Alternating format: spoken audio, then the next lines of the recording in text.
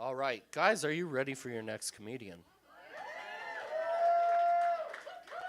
This guy is actually based out of Salt Lake City. He has been on XM radio, and he has performed at Planet Hollywood in Vegas. Give it up for Jamie Maxfield.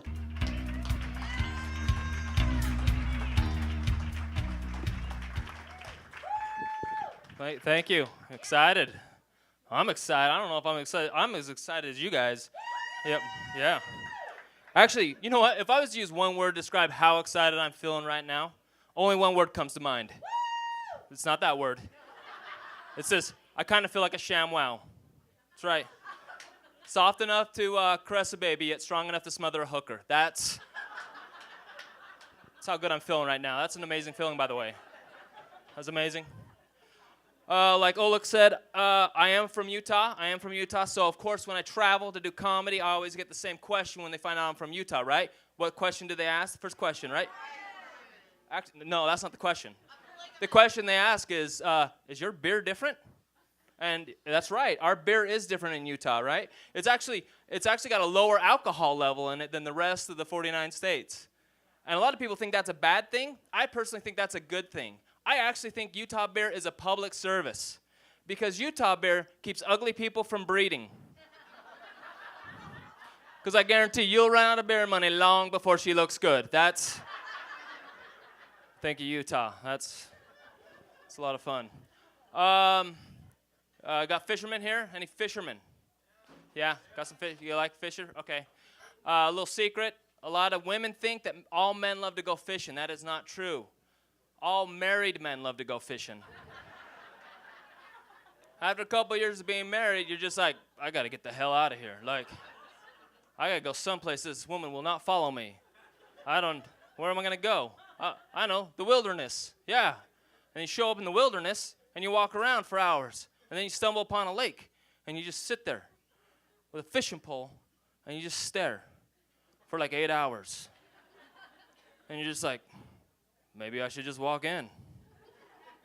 Right? You look around, there's like 8 other dudes sitting on the shore with the same thought, right? And you're looking around, you're like, well, maybe we can Jonestown this thing and do it at the same time if you guys want to. Which is why women always wonder this. They go, why do I always catch fish when we go fishing? And the guys never do.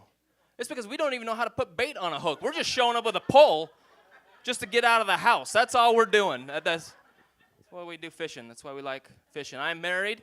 I've been married. My wife and I have been married for 21 years.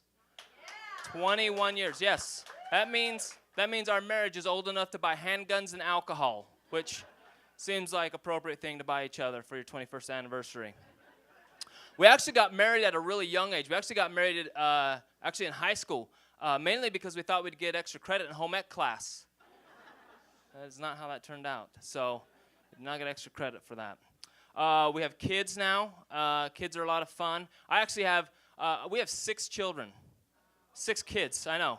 It's a lot. That's not even funny. I'm glad you didn't laugh because I don't laugh at that either. 6 kids.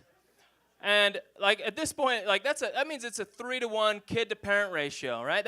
At this point, we're not even parenting. It's just riot control in my house. Like we have a cabinet full of like tear gas and rubber bullets just in case they figure it out, right?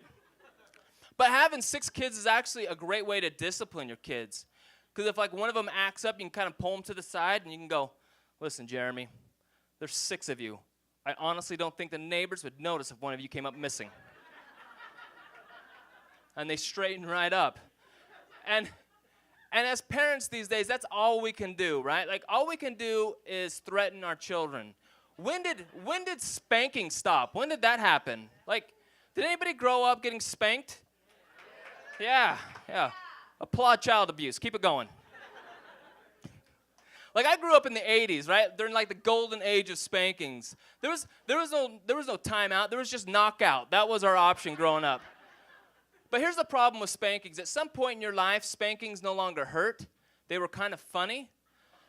Like, do any of you remember the first time you ever laughed at your mom when she was spanking you? Man, I remember when it happened to me. My mom was spanking me, right? And I was trying not to laugh. And I let a little giggle, just a little like that.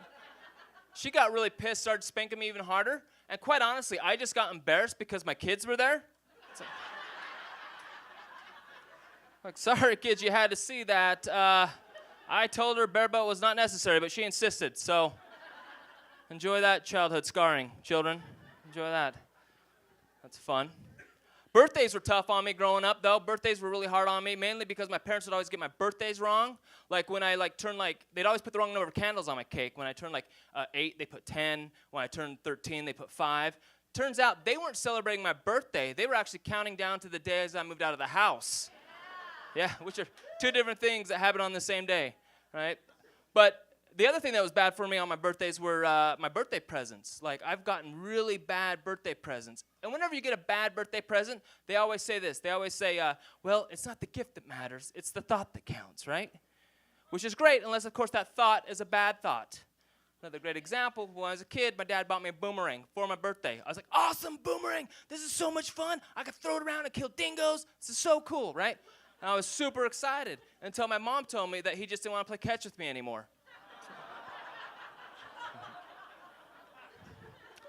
I am going to leave you with this, guys. I did get a really awesome birthday present this last year. My wife bought me, she bought me probably the greatest birthday present a man can get from a woman.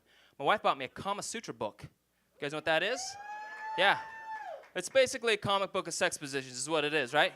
So I open it up. I'm like, holy crap, let's go do this, babe. Let's try this out. We get in the bedroom. You know, I quickly discovered I don't have enough pillows to do half the shit in that book. Like, you need a lot of pillows, man. You got to prop stuff up and lumbar support. I mean, it's crazy. So I panicked. I throw my robe on. I go running into the kids' room. I'm like, I need all your pillows, every last one of them. I know it's your favorite pillow. I'll bring it right back, I promise, right? I would wash them. Come on. I don't need kids walking around the house like, why do my pillows smell like R. Kelly's sheets? I do not need that. Right? So I get back in the bedroom. I'm like, baby, look at all these pillows. It's on like Donkey Kong, right? So we get going back into it. A couple minutes goes by. She could tell something's wrong. She's like, what's going on? I'm like, I don't know if I can do this. She's like, well, what's wrong? I'm like, SpongeBob is staring at me right in the face. Yeah. And I'm pretty sure I'm teabagging Justin Bieber right now. So, hey, you guys have been a lot of fun. Thanks a lot.